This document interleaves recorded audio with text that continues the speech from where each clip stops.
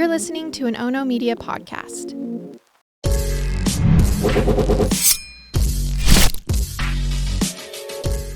Good morning, and thanks for joining me for Rise and Crime, your morning caffeine hit all about crime. I'm Mama Jules, and we now have some answers to the two missing women from Kansas who were found dead in Oklahoma. So let's take a look at the affidavit and see what we've learned. Late last month, 27-year-old Veronica Butler and 39-year-old Jillian Kelly, they were traveling to Eva, Oklahoma to pick up Veronica's children who are 6 and 9 years old. Jillian was traveling with Veronica across the Oklahoma Panhandle because she was one of 4 people who were approved by the courts to supervise Veronica's visits with her 2 kids. Now, Jillian, she's also the wife of Veronica's pastor. So her being chosen as one of the 4 to supervise the visits is actually very logical. They're not these super good friends. It's an ecclesiastical type leader for Veronica. Now, these visits took place every Saturday. And on this specific Saturday, Jillian had volunteered to accompany Veronica on the 45-minute drive and then the 45-minute drive back. But those women did not make it to their destination. Family of Veronica became concerned when her and Jillian did not return with the children for a planned birthday party. Their concern led them to drive the 45 minutes and see if they could just spot anything suspicious. That's when they discovered Veronica's car 1,000 feet off of Oklahoma State Highway 95 along a dirt path on that Saturday afternoon. And that led them to alert law enforcement. That Saturday evening, law enforcement determined the women were officially missing. So where the car was found, that was near Yarbo High School, and that's the high school Veronica graduated from, and that school is only 3 miles from where the women were supposed to actually end up. But it wasn't just the abandoned car that family members found and that they led law enforcement to investigate. We now know via the affidavit that they also found blood on the road, as well as a busted hammer lying in the street next to Veronica's glasses. And they also discovered inside of Jillian's purse a pistol magazine, but there was no gun. It was suspiciously missing. Now, typically the meetup to exchange the 2 children occurred with the children's grandmother and Veronica, and it usually happened every Saturday at an abandoned gas station in the section of Oklahoma referred to as Four Corners. Now, the exchange was happening between Tiffany Adams, who's the grandma, and Veronica, the mom, because the children's father, Wrangler Rickman, was in a rehab facility in Oklahoma City on that Saturday. Now, this custody issue was an ongoing tussle between Wrangler and Veronica. The fighting over the 2 children started back in 2019. And finally, in 2022, an Oklahoma judge approved a shared custody agreement between the parents and Wrangler's mother.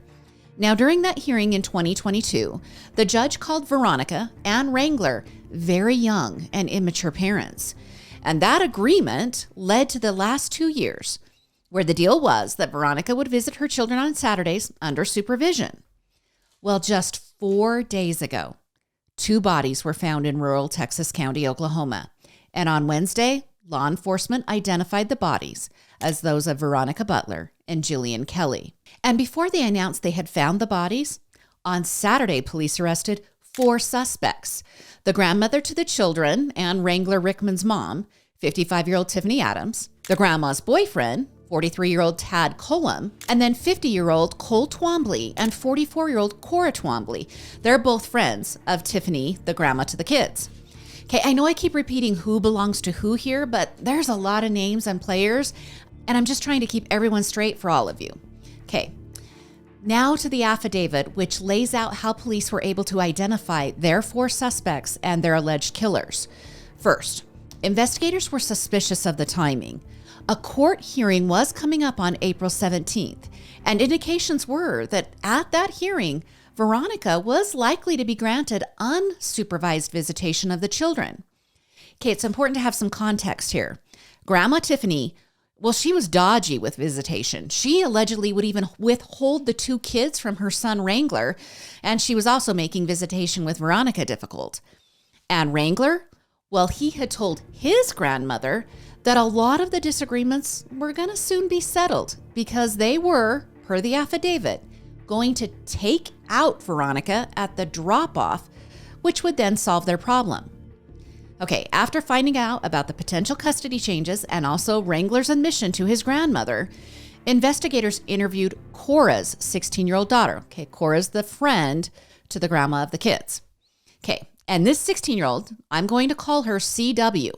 Well, she told investigators that her mom, Cora, and her stepfather, Cole, along with Tiffany and Tad, were involved in the deaths of Veronica and Jillian. CW said she had overheard group conversations between the 4 suspects and another man that revolved around Veronica not protecting the 2 kids. The 4 suspects believed that Veronica's brother was a threat to the children. Now, the affidavit states that they were referencing potential sexual abuse of the 2 children by one of Veronica's family members. Now, CW said her mother even admitted that the 4 suspects and the additional man were all involved in the deaths.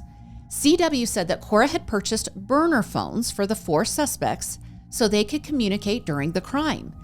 And see, they didn't want to use their real phones and face potential detection or tracing.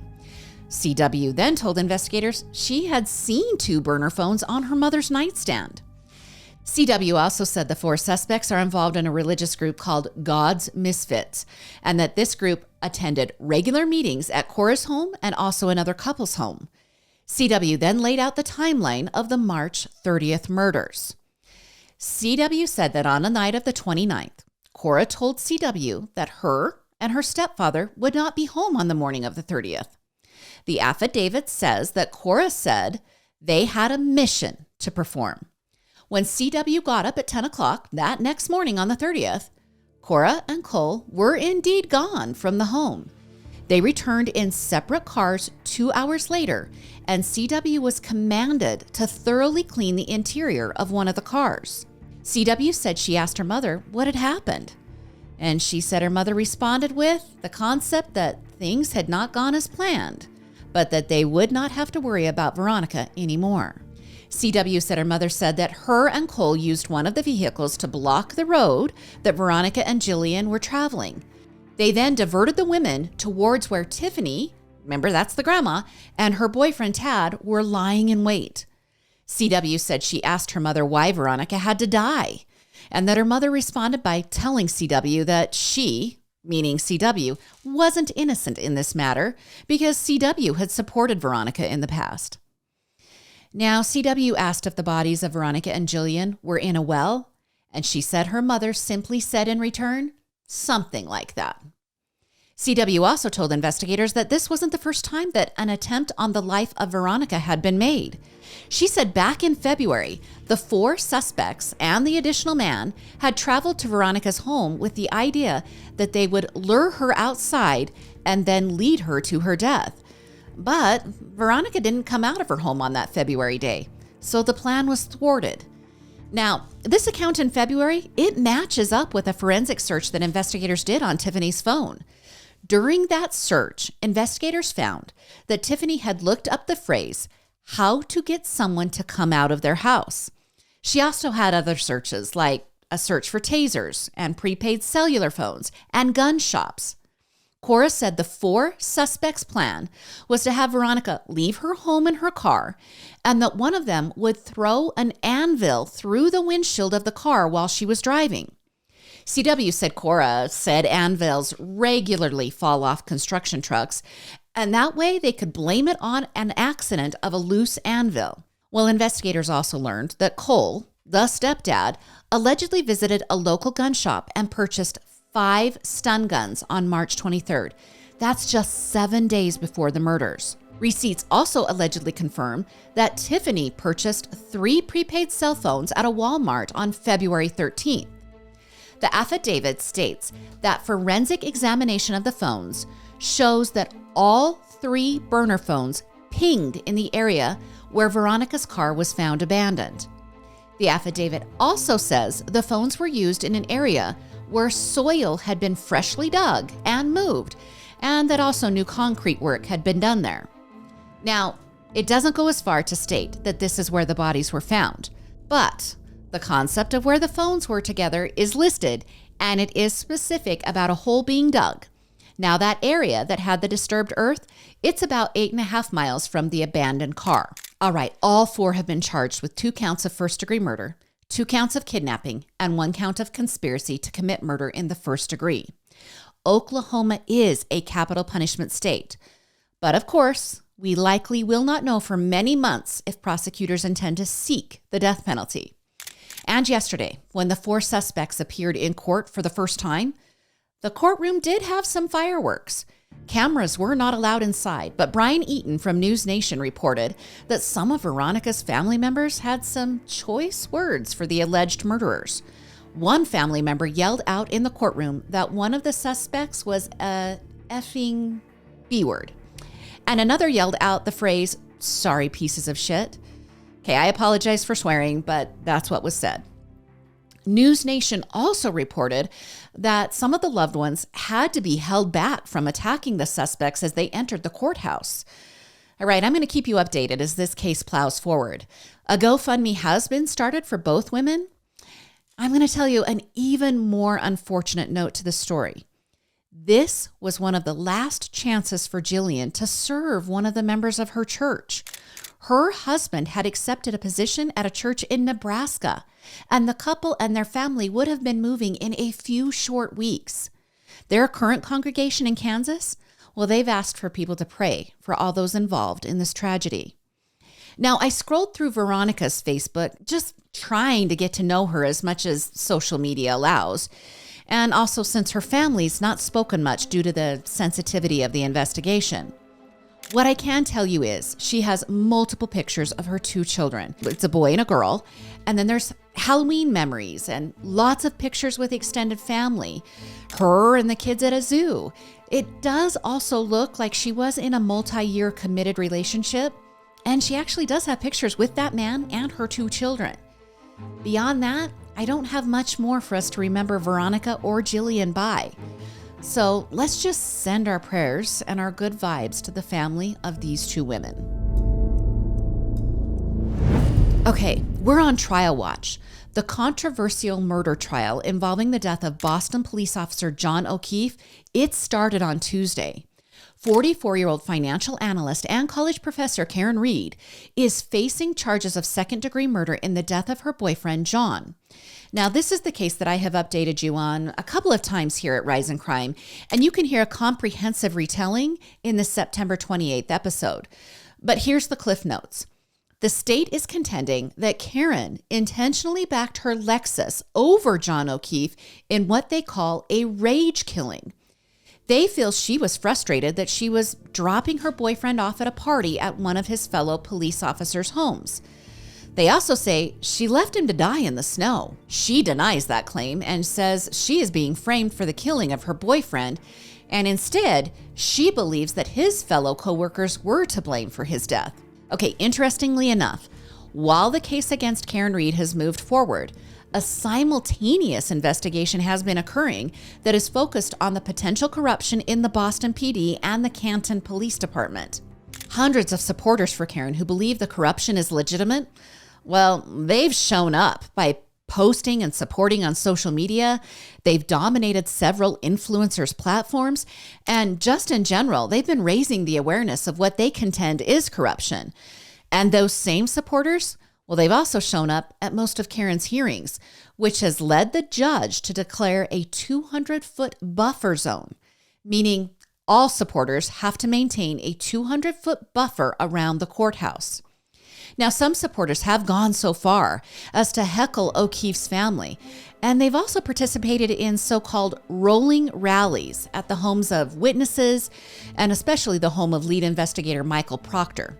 Hey, by the way, Michael Proctor is a close friend of the cop who was hosting the party and who owned the house where O'Keefe was found dead in the snow outside on that January night.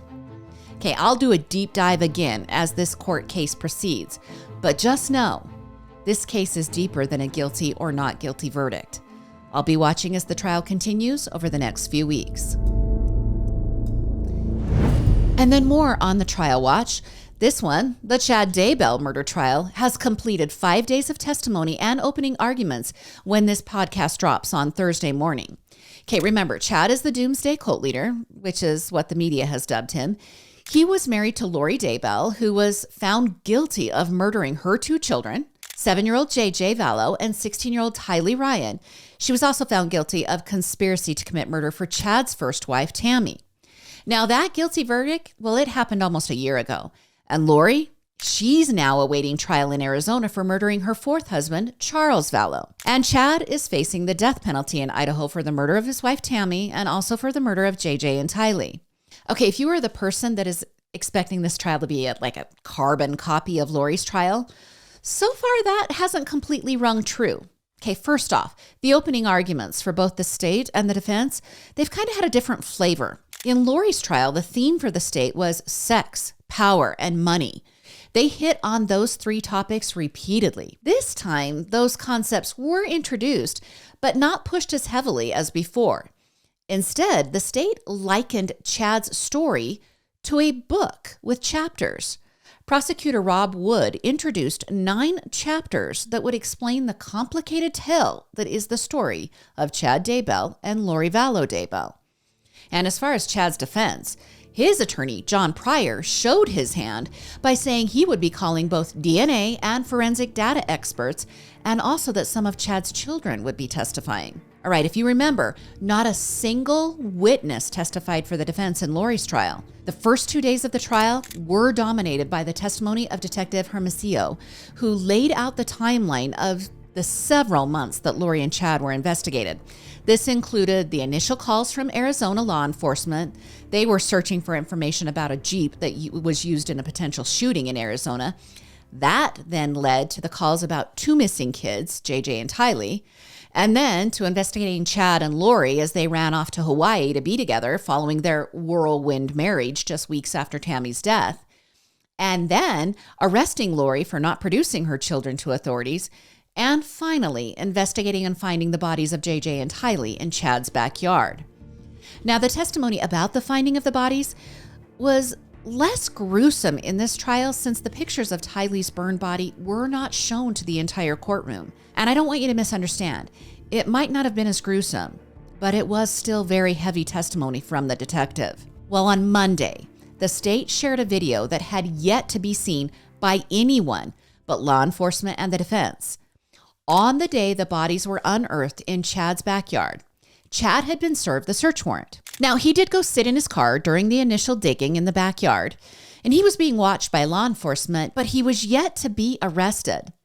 Now, during that time, he took a call from Lori, who was being housed in the Madison County Jail, and I shared that recorded call on Rise and Crime when I was covering Lori's case. That call was played again for jurors on Monday. But following that call with Lori, Chad drove across the street to his daughter's home, and she was renting. It's rural country, so it's not like directly across the street, but it's nearby.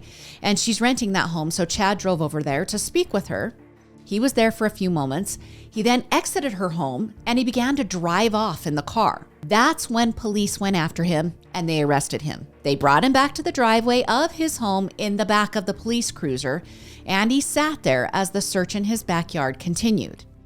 All right, at some point, his daughter asked if she could talk to her father.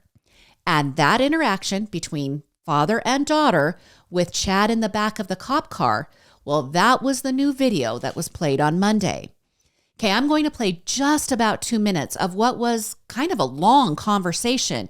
I just want you to hear some of the things that were said.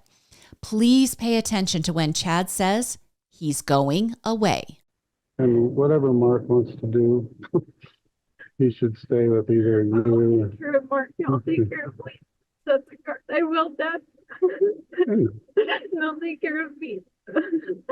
We'll take care of you the best we can. Sorry to interrupt.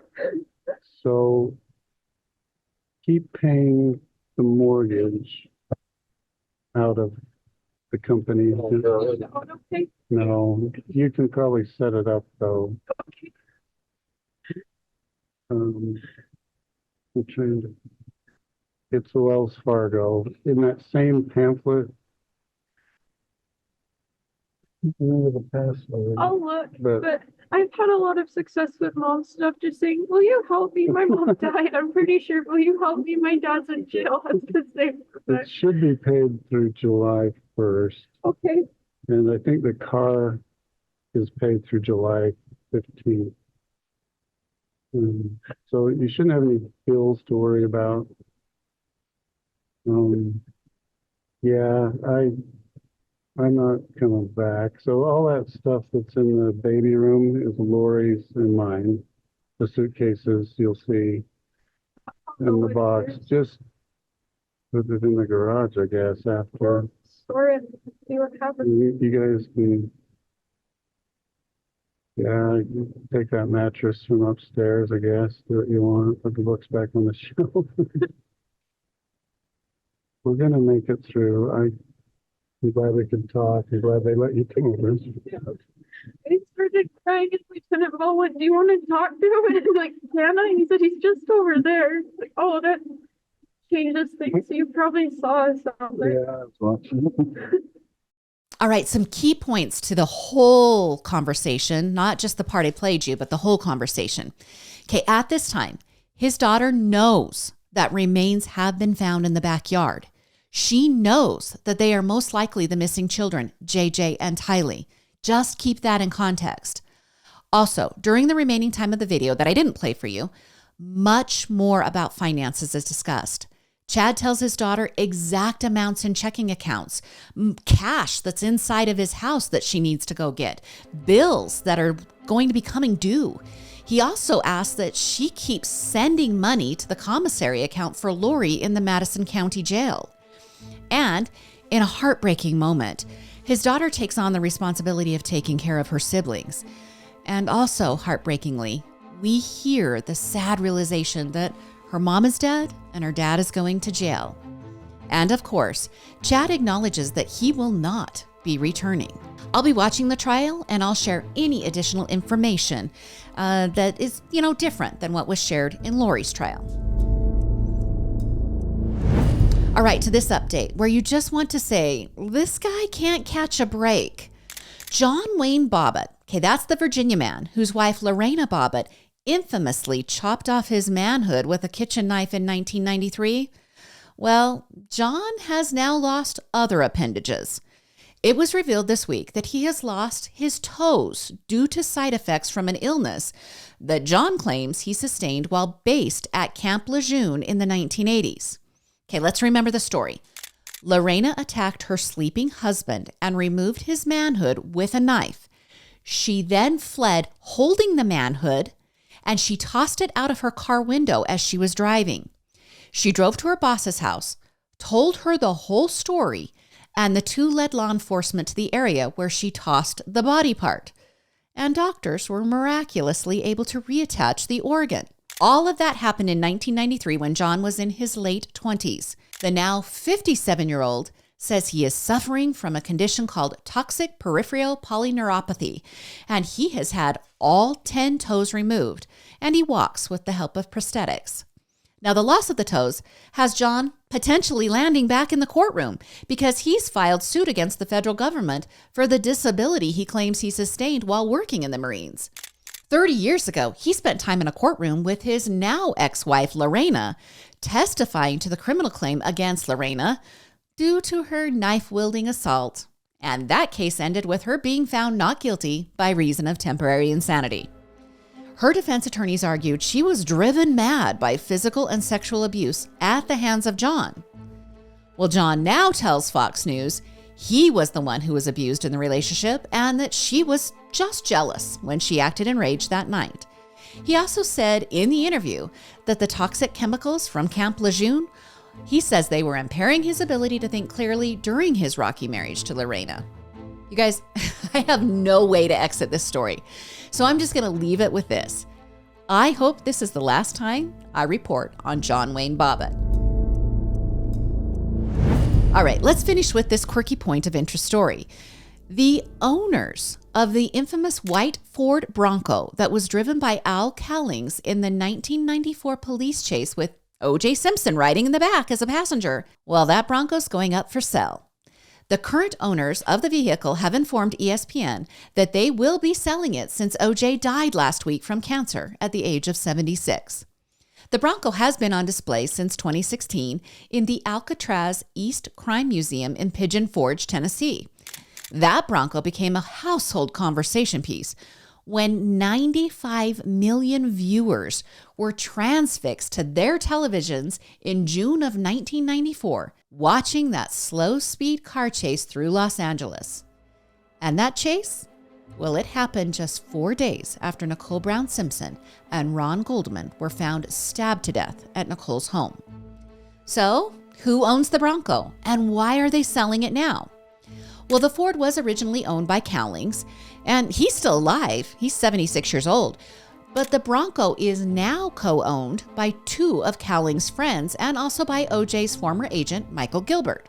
Michael Gilbert, back in 2016, revealed in an ESPN docuseries that he and OJ were hanging out together drinking beer and smoking pot one evening, and that OJ was looking around his backyard of his home and he was kind of reliving various events that had occurred there. You know, kind of like a walk down memory lane. Well, Michael then said he blatantly asked OJ what happened on June 12th, because that's the day Ron and Nicole were murdered. Michael said that OJ asked him, "What do you think happened?" And Michael said he told OJ that he thought he probably did it. He then told OJ that he knew what OJ had said to AJ Cowlings. And then Michael told ESPN that OJ made a quasi-confession when OJ shook his head and said, yeah, if she wouldn't have opened the door with a knife, she'd probably still be alive. Now, Michael Gilbert has confirmed to ESPN that he believes OJ killed Nicole and Ron. Okay, maybe that's why they waited until OJ died from cancer before selling the Bronco. There were already difficult feelings between the two, and this might make it more difficult. I'd love to know what you think. Well, that's your Thursday episode of Rise in Crime. And just a quick reminder, I think there's a few tickets left for the Murder with My Husband live show. And those tickets are for the second show that Peyton and Garrett added in both Nashville and Phoenix. And Phoenix is just 2 weeks away. I'm going to be there. Make sure you say hi if you're coming. And as always, please help the podcast grow by liking and following on all of the various platforms. 5-star reviews are absolutely stellar, and they're so very helpful. And thanks for all the case suggestions. You can join me again on Monday for more morning crime news. I'm Mama Jules, and keep safe out there.